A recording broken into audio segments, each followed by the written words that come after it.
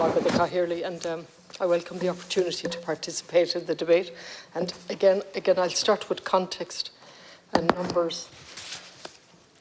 Since SAR under Operation Sophie was ended in March 19, 8,059 people have gone missing in the Mediterranean.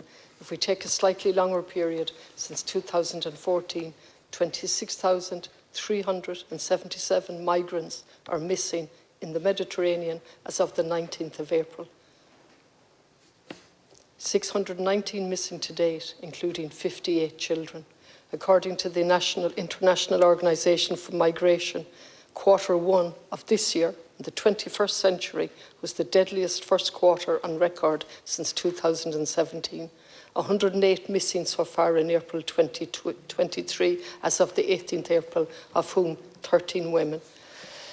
13 were women and children. And we have a speech here today from the Taoiseach, and I know he had to go to the Seanad, and it's unfortunate, because I never like criticising in the absence of the person. But he tells us that there's no humanitarian aspect to this, clearly tells us. And, you know, notwithstanding the irony that I understand the word Irini is the Greek word for peace, notwithstanding that, Operation Irini has no mandate for search and rescue vessels.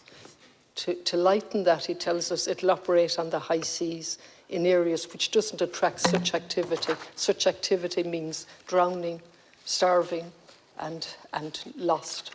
But we don't name anything like that anymore, because that's what's uncomfortable for us. He tells us that it's intended that this operation won't train the Libyan Coast Guard. Intended. I'm certainly not happy with the word intended, because clearly that's what the operation is about. When I did my research and my office did, it is part of it is to train the Libyan Coast Guard. But now we intend not to do that. Another little Irish solution to an Irish problem. And you see, all of the time we're undoing what we were doing very well, with proud naval people carrying out search and rescue. And they did it so well and did us proud and took a great pride in it. We're undoing all of that slowly and meticulously. But the worst part for me is we're doing it with the misuse of language, talking about peace when we have no more interest in peace. Twisting language. And then we look and we ignore, we choose to talk about the triple lock, which is good, and the UN resolution, which I support.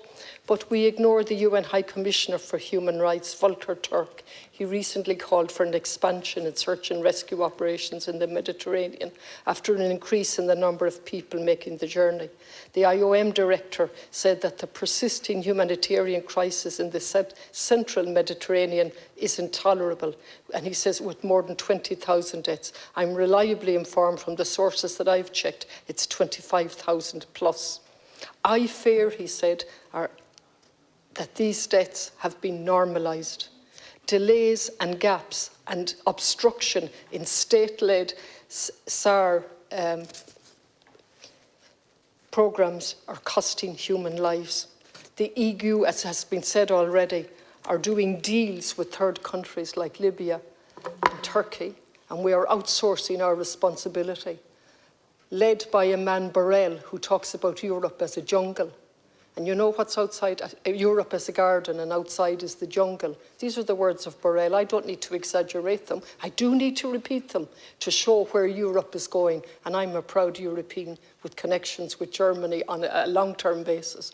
And to have to stand here and proclaim that when we dare to raise questions as to where Europe is going in terms of building up Fortress Europe, because that's what's happening, Minister. That's what I've seen happening, with more and more money going into it. And we look back at our proud record, and we look back to the shared language, when language meant something. Mare Nostrum, that was our seas, belonging to all of us.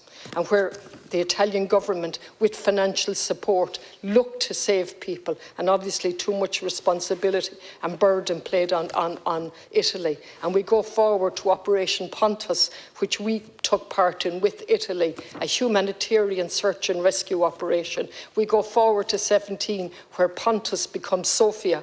It's interesting that we use a woman's name when we're actually reducing our commitment to human rights and a humanitarian response under Operation Sophie, and we do that with a female name. And my time stops me. I won't support this until it's absolutely crystal clear that we will not be training the Libyan Coast Guard. It's already been pointed out by Deputy Murphy, their record in this area, and at the very least, we need an absolute guarantee, not to mention my other concerns.